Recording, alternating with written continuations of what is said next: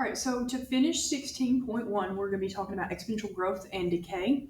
So we're going to start with exponential growth, which is in this section right here. We're going to talk about all four of these kind of together.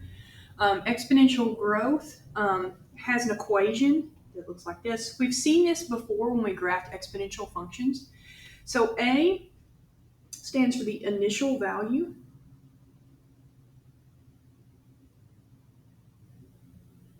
X is just the exponent.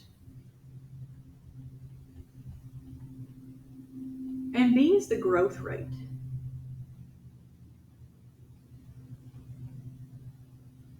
And for exponential growth, B will be larger than 1.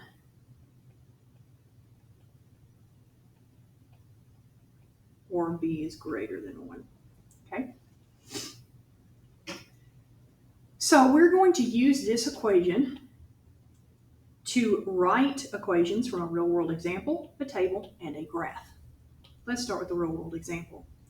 You deposit $4,500. That means A is $4,500.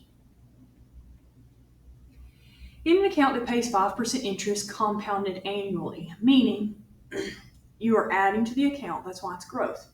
It says write an exponential function to model this scenario.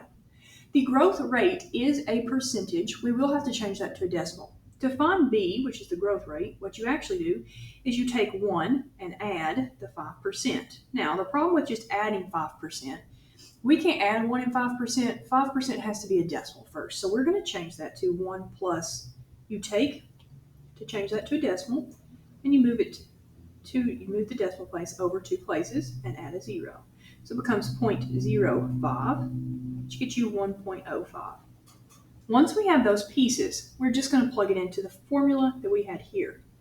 So we will write y equals, instead of A, we will write 4,500 times, instead of B, we will write 1.05 to the x power. And that is our answer. Anytime you see this, notice B is larger than 1. That's why we add 1. Okay. Decay will be a little different. All right, in the table, we need our initial value and we need our growth rate. The initial value is always where it starts. It starts at 2 because we have a 0 there. So A is 2. Then we need to see what it's changing by. Exponential growth is, an exponent, remember, is repeated multiplication. So we need to see what this is multiplying by every time. So what in the world are we multiplying by? This one is easiest to see. 2 times what is 8? 4. Well, 8 times 4 is 32. 1/2 times 2, 1/2 times 4 is 2. And 1/8 times 4 is 1/2. So B is 4. So now I'll write y equals 2 times 4 to the x.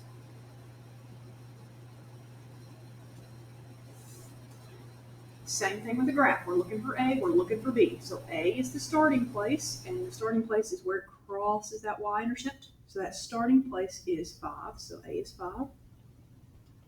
And B is how it's changing. So it goes from 5 to 10. So how do you get from 5 to 10? What number do you multiply by? 5 times 2 is 10, so B is 2. And then we'll write our equation. Y equals 5 times 2 to the x. Okay. That's how exponential growth works.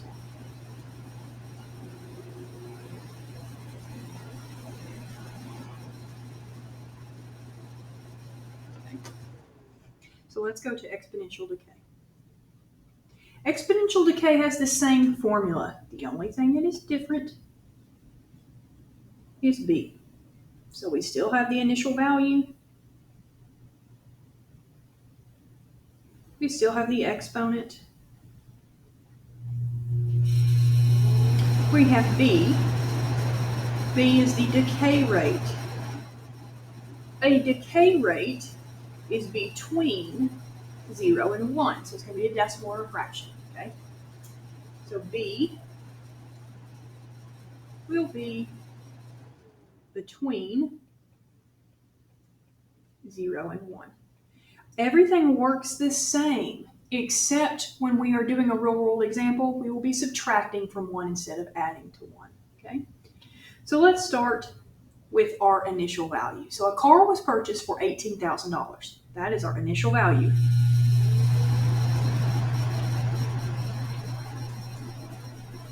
The car depreciates by 20% each year. Depreciates means it goes down in value. Down is decay. Okay? So B is going to be 1 minus 20%. Just like before, we cannot just subtract 20 from 1. It's a percentage, so we have to change that to 0.20, which gives us 0.80, or just 0.8 as our B value. Then we write it just like we've been doing. Y equals 18,000 times 0.80 to the x.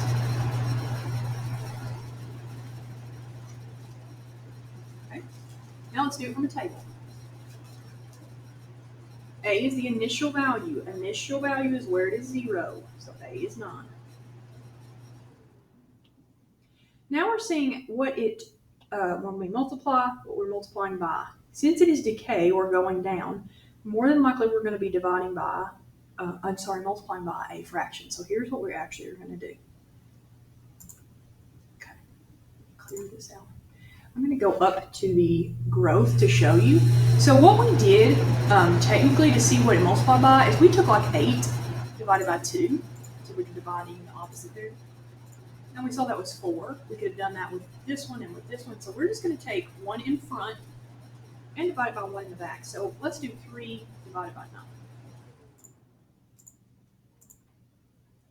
That is a decimal. We don't want a decimal, we want a fraction. So I'm going to press math, enter, enter.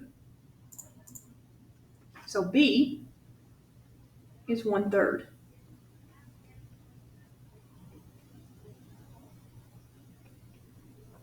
So Y equals 9 times 1/3 dx. So this goes back. This one was a decimal. This one was a fraction, but that's fine because both are between 0 and 1. Okay? Minimize this. Do the same thing. This is exponential decay because it's going down. Let's find our A value and find our B value. A is where it starts, so A is 4. When I say where it starts, I mean where does it cross the y-axis, because x needs to be 0. Okay. Now let's find our B value.